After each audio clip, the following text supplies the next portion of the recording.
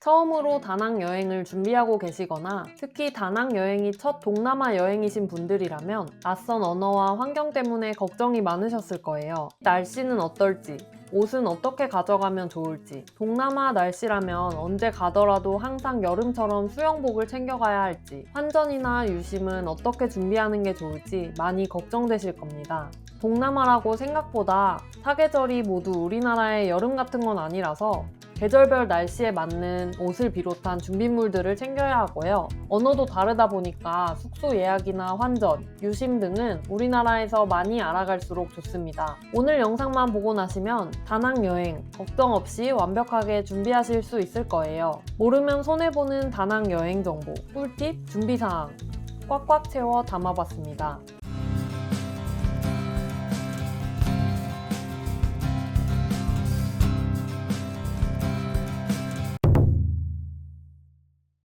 다낭은 베트남에서 수도인 호치민과 하노이, 하이퐁 다음으로 네 번째로 큰 도시로 인구 100만 명이 넘는 대도시입니다. 인천공항에서 다낭까지는 대한항공과 아시아나, 진에어 등 다양한 항공사가 취항하고 있으며 비행시간은 약 4시간 50분입니다. 한국과의 시차는 베트남이 2시간 더 빨라서 한국이 오전 9시일 때 베트남은 오전 7시입니다. 한국인은 베트남에 15일까지 무비자로 체류가 가능하고 15일이 넘어가거나 베트남에서 출국 후 30일 이내에 재입국하는 경우에는 관광비자를 받아야 합니다. 베트남의 전압은 220V고 콘센트 모양도 우리나라와 같아서 우리나라 전자제품을 그대로 사용이 가능합니다. 이렇게 베트남 여행은 비자나 콘센트를 별도로 준비할 필요가 없어서 아주 편리합니다. 다음으로 다낭이 베트남의 어디쯤에 위치하고 있는지, 기후와 날씨는 어떤지 말씀드리겠습니다. 다낭은 아래 위로 긴 모양의 국토를 가지고 있는 베트남의 중부 지역에 위치하고 있으며 베트남의 기후는 건기와 우기로 나뉘는 열대기후에 속합니다. 보통 동남아에서 건기는 겨울, 우기는 여름이라고 알고 계실 텐데요. 베트남의 남부와 북부에 위치한 호치민과 하노이는 이 말이 맞지만 다낭은 그렇지 않습니다. 다낭은 특이하게 여름이 건기인데요. 2월에서 7월까지가 건기로 다낭의 여행 성수기이며 8월부터 12월, 1월이 우기로 비가 많이 내립니다. 베트남이 동남아 국가라고 해서 여행을 가실 때 한여름 옷만 가져가면 된다고 생각하시는 분들도 계신데요. 남북으로 길게 생긴 베트남 국토의 특성상 위치한 지역에 따라서도 날씨가 굉장히 많이 다르기 때문에 여행하는 시기에 맞춰서 월별 날씨를 사전에 체크하고 날씨에 맞는 옷차림을 준비하시지 않으면 현지에 도착해서 생각과 너무 다른 날씨에 당황하게 될 수도 있어요. 앞서 말씀드린 대로 1월에서 7월 사이가 다낭의 건기에 해당해서 여행하기 쾌적하지만 겨울에 해당하는 1월에서 2월 사이에 방문하시는 경우 최저기온이 20도 초반에서 10도 후반으로 떨어질 때도 있어서 쌀쌀하기 때문에 얇은 긴팔을 챙겨가셔야 합니다. 이 기간 동안에는 수온도 낮은 편이라 수상 레포츠는 잘 운영하지 않으니 수영을 하고 싶다면 온수풀이 있는 호텔에 머무르시는 게 좋습니다. 2월 중순부터는 강우 일수가 떨어지고 맑은 날이 급격하게 많아지기 시작합니다. 1월에서 2월 사이에 다낭에 방문하시는 경우에는 긴팔 티셔츠와 얇은 긴 바지, 스카프나 바람막이 등을 챙겨가시는 걸 추천드립니다. 3월에서 5월은 다낭을 여행하기 가장 좋은 시기입니다. 건기에 해당해서 쾌적하고 기온이 오르기 시작하고 해수 온도도 높아져서 수상 레포츠를 즐기기 좋습니다. 이 시기의 최저 기온은 22도에서 28도 정도고 최고 기온은 33도를 넘기 시작하면서 아침에도 수영이 가능한 날씨가 됩니다. 하지만 바나힐처럼 고지대에 위치한 관광지를 방문하게 될 경우에는 한여름에도 춥게 느껴질 수 있으니 간단하게 걸칠 수 있는 긴팔 옷을 챙겨가시는 게 좋습니다. 3월에서 5월 사이에 다낭에 방문하실 경우에는 옷은 반팔로 챙기시면 되고요. 신발도 간단하게 샌들과 추울 때 걸칠 수 있는 긴팔 옷을 하나 정도 챙겨가시기를 추천드립니다. 6월에서 8월은 최저 기온이 27도 아래로 잘 떨어지지 않는 다낭의 혹서기에 해당합니다. 건기에서 우기로 접어들면서 강수량이 조금씩 늘어나지만 햇빛도 그만큼 강렬해져서 덥고 습해서 끈적거리고 땀이 줄줄 쏟아지는 날씨를 상상하시면 됩니다. 8월부터는 태풍이 자주 상륙하고 스콜성으로 많은 비가 오기도 해서 야외 활동을 하기에는 적합하지 않은 날씨입니다. 6월에서 8월 사이에 다낭에 방문하시는 분들에게는 뜨거운 태양과 습한 날씨에 모두 대비할 수 있는 준비물들을 가져가시는 게 좋습니다. 선글라스와 샌들, 아쿠아 슈즈와 우비, 우산, 그리고 옷은 반팔 반바지로 챙겨가시면 됩니다. 9월에서 12월은 햇빛을 볼 수 있는 날이 많지 않은 우기에 해당합니다. 우산이 소용없을 정도로 비가 강하게 퍼붓다가 그치곤 하니까 우비를 챙겨가시는 게 좋습니다.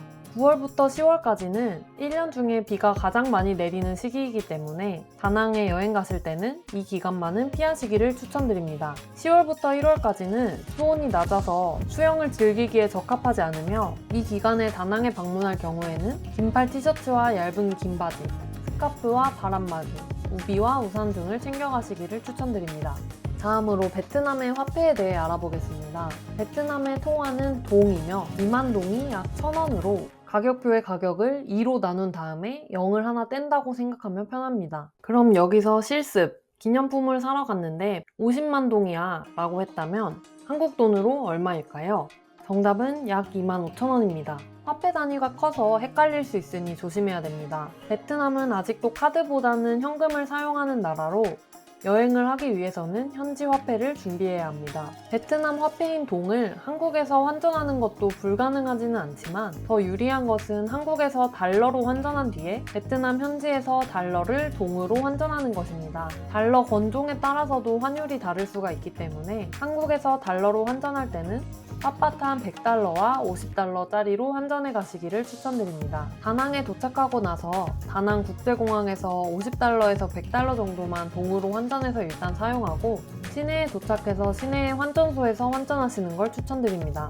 최근에는 트래블로그나 트래블 월렛 같은 카드를 이용해서 현지 ATM에서 직접 출금하면 출금 수수료 없이 이용이 가능하기도 한데요. 달러로 환전하는 경우, 한국 5만원권으로 환전하는 경우, 카드를 이용해서 ATM에서 직접 출금하는 경우에 각 방법에 따른 환전 금액의 차이는 약 1에서 3% 정도라서 5만원 정도 환전할 때 1,000원 내외의 차이가 난다고 생각하시면 됩니다. 인출 수수료 없이 ATM에서 인출하는 게 가장 금액적으로 유리하지만 인출 수수료가 없는 특정 ATM을 현지에서 찾아가는 것도 시간 낭비일 수 있으니 여행 첫날에 방문하게 되는 관광지 주변의 환전소에서 적당히 나쁘지 않은 환율에 환전하시는 것을 추천드립니다. 한국 분들이 많이 방문하는 환전소는 더보기란에 적어두었으니 참고하세요.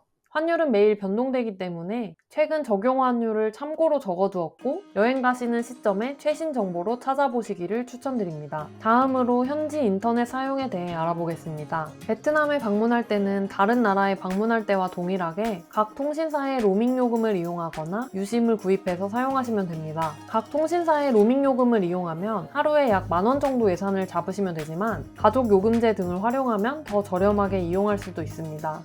로밍을 하게 되면 유심을 바꿀 필요도 없고 한국 번호로 오는 통화나 문자 연락도 그대로 받을 수 있어서 가장 편리합니다. 하지만 가격적으로 정말 큰 메리트를 가지는 유심은 데이터 무제한 기준으로 5일까지 약 8,000원 정도에 판매되고 있는 걸 확인해 볼 수 있는데요. 유심을 바꿔 끼면 기존 유심을 잃어버리지 않게 잘 보관해야 되고 유심을 바꿔 끼고 있는 동안에는 한국 번호로 오는 연락을 받기 어렵다는 단점이 있지만 데이터 무제한을 저렴한 가격에 이용할 수 있다는 큰 장점이 있으니 비교해보시고 상황에 맞게 선택하시면 됩니다. 다음으로는 베트남 다낭 여행을 갈 때 주의사항에 대해 말씀드리겠습니다.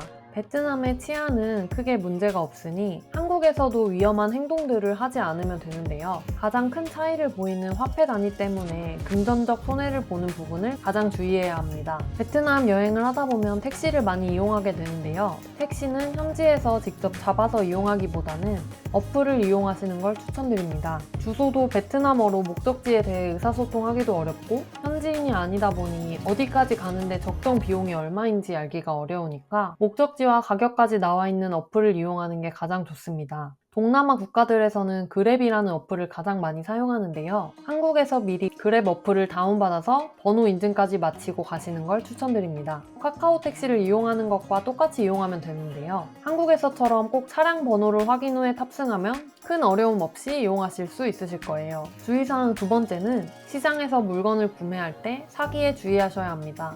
한시장 같은 재래시장에 방문하게 되면 당연히 물건에 가격표가 없습니다. 정가라는 게 없는 게 시장이기는 하지만 일반적으로 구매 가능한 가격의 2배나 3배까지 부르는 경우가 있으니까 사고 싶은 게 있을 때는 미리 네이버에 검색해서 시세를 알아보고 흥정하시기를 추천드립니다. 세 번째로 야시장의 음식이나 길거리 음료수를 주의하셔야 합니다. 아무래도 길거리 음식들은 위생이 가장 걱정되기 마련인데요. 우리나라에서처럼 깨끗하지 않을 수 있어서 배탈 등에 주의해야 합니다. 음료수를 만들어주는 물의 수질도 안 좋을 수 있고 길거리에서 파는 해산물도 살아있는 걸 그 자리에서 구워주는 게 아니라면 신선하지 않을 확률이 높으니 조심하시는 걸 추천드립니다. 여기까지 다낭으로 떠날 준비가 완료되었습니다. 마지막으로 모든 준비물을 챙겼는지 체크해보세요. 그리고 다른 기본적인 준비물을 포함해서 해외여행 갈 때 유용하게 활용 가능한 여행 준비 체크리스트와 구글맵 지도를 받고 싶으시다면 고정 댓글을 참고해주세요. 어떠신가요? 다낭 여행을 떠나기 전 마음을 무겁게 했던 고민 걱정이 조금은 줄어들었을 텐데요. 지금 당장 이 영상을 베트남 다낭 여행을 같이 가는 친구나 가족에게 공유해주세요. 여행을 떠난다는 건 익숙한 환경을 떠나서 새로운 세계를 경험하는 도전이라고 생각합니다. 낯선 거리와 낯선 사람들, 낯선 언어는 처음에는 두려움으로 다가올지 모릅니다. 하지만 그 두려움을 한 번만 넘어서면 새로움에서 오는 즐거움과 짜릿함을 느낄 수 있어요. 이런 즐거움 때문에 계속해서 여행을 꿈꾸게 되는 것 같습니다. 더 많은 분들이 여행에서 느낄 수 있는 즐거움은 키우고 두려움과 낯섦은 줄일 수 있도록 똑똑한 여행 프로젝트가 도와드리겠습니다. 오늘 알려드린 정보 외에도 다낭 여행과 관련해서 더 알고 싶은 내용이 있으시다면 댓글로 남겨주세요. 앞으로도 여러분의 여행을 꼼꼼하고 똑똑하게 챙겨드리겠습니다. 똑똑한 여행 프로젝트와 함께 똑똑하게 여행하세요. 오늘 정보가 도움이 되셨다면 구독과 좋아요, 알림 설정 부탁드립니다. 감사합니다.